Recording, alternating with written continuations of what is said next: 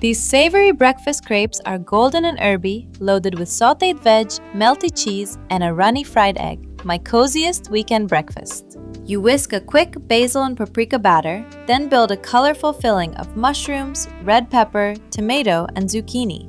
Whisk the flour, eggs, milk, and melted butter into a smooth batter, then rest it 10 minutes. Sauté the onion, then the mushrooms, pepper, tomato, and zucchini into a soft, herby filling. Pour a thin layer of batter into a hot pan and cook each crepe until golden. Pile the warm veg into the middle of each crepe, then add a handful of grated cheese.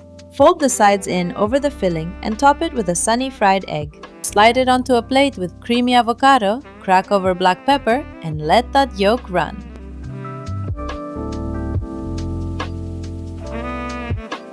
Serve them warm with avocado on the side. The full printable recipe is linked below. Give it a try, and I'll see you in the next one, lovelies!